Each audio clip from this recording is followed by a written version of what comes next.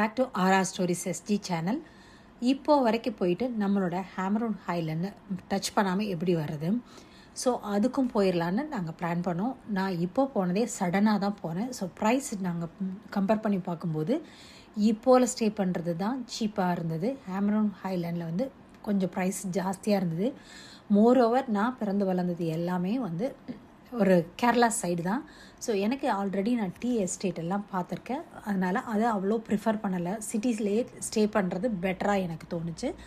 Moreover ஃபுட்டும் வந்து ஹேமரூன் ஹைலேண்டில் அவ்வளோ வெரைட்டி இருக்கிற மாதிரி அனலைஸ் பண்ணி பார்க்கும்போது இல்லை. ஸோ இப்போவில் நாங்கள் ஃபஸ்ட்டு 2 days லோக்கல் கேபு கிராபில் புக் பண்ணும்போதே எவ்ரி டைம் அந்த டிரைவர்ஸை எப்படி இருக்காங்க, நமக்கு அவங்களோட ஹைலேண்ட் டூர் போனால் ஹேமரூன் போனால் பெட்டராக இருக்குமான்னு பார்த்துட்டே இருந்தோம்.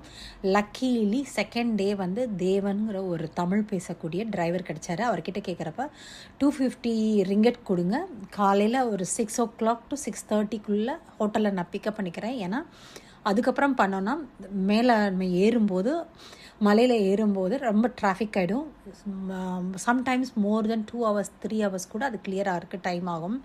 அதே மாதிரி ரிட்டர்ன் வரதும் 3 o'clock கீழே இறங்கிடணும். இல்லைனா வந்து நிறைய க்ளவுடு ஃபார்ம் ஆகிடும்.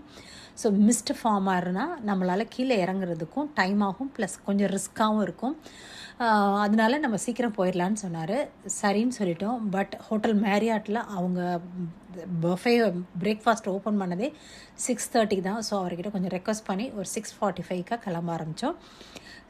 ஹோட்டலில் இருந்தே கொஞ்சம் லைட்டாக மட்டும் சாப்பிட்டுட்டு அங்கேயே க்ராஸ் ஆனோம். காஃபியும் கிராப் பண்ணிவிட்டு போயாச்சு.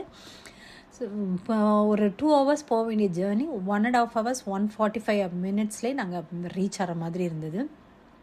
ஏர்லி மார்னிங் போனதுனால டிராஃபிக்கே கிடையாது. ஸோ ஏர்கானையும் ஆஃப் பண்ணிவிட்டு நல்லா அவுட் சைடு வெதரை ரசிச்சுக்கிட்டு சூப்பராக மேலே ஏறி போயாச்சு. ஃபஸ்ட்டு நாங்கள் விசிட் பண்ணது ஆக்சுவலாக லாவெண்டர் கார்டன் தான். செகண்ட் தான் வந்து ஹேமரூன் டீ வேலியை வந்து போனோம். யூஸ்வலாக அவங்க வேற எங்கேயோ கூப்பிட்டு போவாங்க போல இருக்குது. பட் அது வந்து அண்டர் ரெனோவேஷன்னு நம்ம லாவெண்டர் கார்டனில் விசிட் பண்ணிட்டு இருக்கும்போதே அவர் யாரோ டிரைவர் சொன்னாங்கன்னு சொல்லிட்டாரு. அங்கே லேண்ட் ஸ்லைட் ஆச்சு, அதனால் அதை லாக் பண்ணிட்டாங்க. அதனால் நம்ம வேலி டீக்கே போகலாம் அப்படின்னு சொல்லி எங்களுக்கு ஓகே தான் எதுனாலும்னு சொல்லியாச்சு. ஸோ போகும்போது ஒரு அரை மனசாக தான் போனோம். ஏன்னா வேறு பெரிய சாய்ஸ் இல்லை, லாவெண்டர் கார்டன் மட்டும்தான் ரொம்ப அட்ராக்டிவாக இருக்குது அப்படின்னு நினச்சிட்டு போனோம். But not bad. ஹேமரூன் ஹைலேண்டோட வேலி டீ போகிறப்ப அந்த டீ எஸ்டேட் ஃபுல்லாக அவ்வளோ பியூட்டிஃபுல்லாக இருந்தது. இனிஷியலாக சரி நடந்தே கொஞ்சம் தூரம் போகலான்னு சொல்லிட்டு நானும் ஹஸ்பண்டும் அப்படியே ரசிச்சுக்கிட்டே ஃபோட்டோ எடுத்துக்கிட்டே கொஞ்சம் அப்ஹில்ல ஏறி நடந்தோம். பார்க்கும்போது சிம்பிளாக இருந்தது, ஆனால் ஏற ஏற கொஞ்சம் மூச்சு திணற தான் ஆரம்பிச்சது. அப்புறம் தான் நோட்டீஸ் பண்ணோம், ஏடிவி கார் வந்து பேசஞ்சர்ஸை, அதாவது டூரிஸ்ட்டை வந்து மேலே கொண்டு போய் விட்டுட்டு திருப்பி இறக்கி வரதை பார்த்தோம். அந்த டிரைவருமே தமிழ் பேசுகிறவராக இருந்தது. ஸோ ஏம்மா இதில் வரலையா அப்படின்னு கேட்டார். அதுக்கப்புறம் தான் நோட்டீஸ் பண்ணோம் ஏடிவி சர்வீஸ் இருக்குது டூரிஸ்ட்டுக்குன்னு. ஸோ கிட்டத்தட்ட ஒரு 1 kilometer மேலே ஏறியிருப்போம். அதுக்கப்புறம் நான் கொஞ்சம் நேரம் நின்று ரசிச்சுட்டு இறங்கி வந்து ஏடிவியோட பாயிண்ட்டை செக் பண்ணி ஏறிக்கிட்டோம். அது சி லெவலில் இருந்து 1500 meter, அதாவது 5000 feet above சி லெவலில் இருக்குது.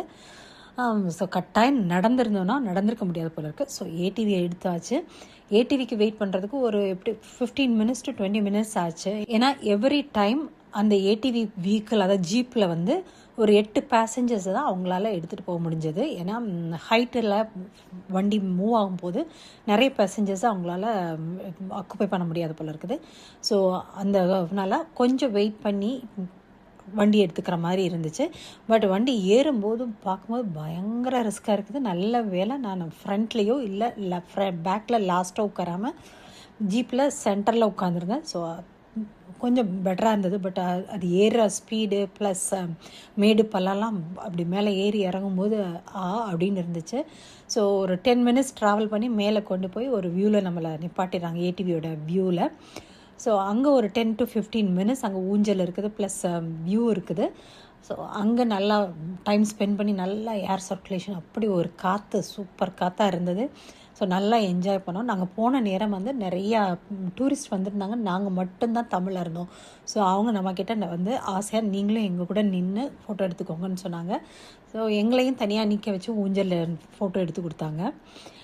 சடனாக மழை வர மாதிரி இருந்தது. ஸோ கொஞ்சம் ரஷ்அப் பண்ணி கீழே இறங்குற மாதிரி ஆகிடுச்சு. இல்லைன்னா ½ கூட நின்று அழகாக வியூ பார்த்துக்கிட்டு அந்த காற்றை வாங்கி நல்லா என்ஜாய் பண்ணியிருக்கலான்னு நினைக்கிறேன்.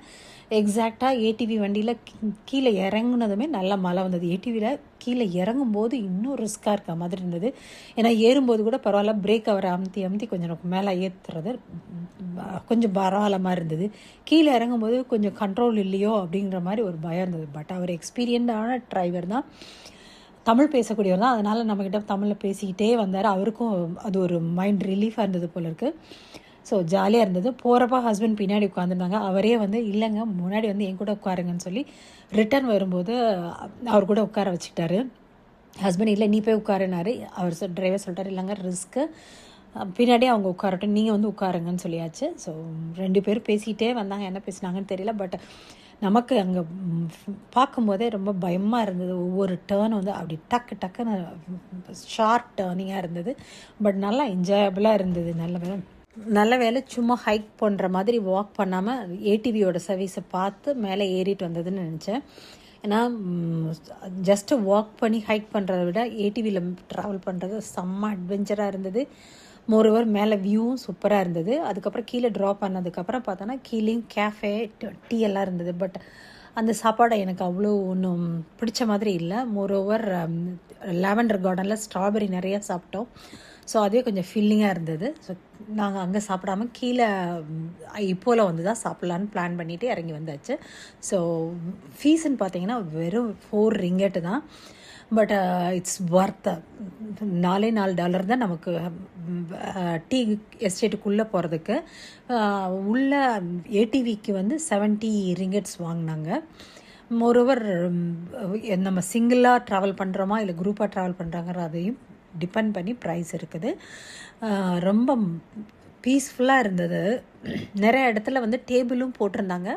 ஸோ நம்ம உட்காந்து ரிலாக்ஸாக அந்த வெதரையும் என்ஜாய் பண்ணலாம். நாங்கள் போனது வீக் டேனால் கூட்டமே இல்லைன்னாங்க. இல்லைன்னா நம்ம நின்று ஒரு ஃபோட்டோ கூட எடுக்கவும் முடியாது. ப்ளஸ் நம்ம ஏடிவி வண்டிக்கும் மோர் தென் 1.5 hours மேலே இருக்கணும்னு சொல்லி அங்கே பேசிக்கிட்டாங்க.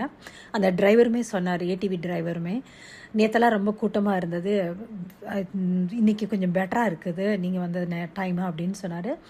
அதே மாதிரி எங்களோட கேப் டிரைவருமே சொன்னார், இன்றைக்கி நம்ம சீக்கிரம் மேலே ஏறி வந்துட்டோம், வீக்கெண்டாக இருந்தால் இல்லை ஒரு பப்ளிக் ஹாலிடேவாக இருந்ததுன்னா நம்ம சுற்றி வர்றதுக்கே, அதாவது மலையில் மேலே ஏறி வர்றதுக்கே 3 to 4 hours மேலே கூட ஆகும்னு சொன்னார். ஸோ லக்கிலி நம்ம பிளான் பண்ணதும் வீக் டேவாகவும் இருந்தது.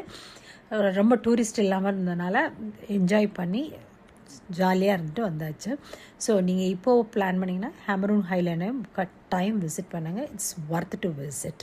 தேங்க்ஸ் ஃபார் வாட்சிங் this video. Like, share and subscribe the channel. Thank you. Bye.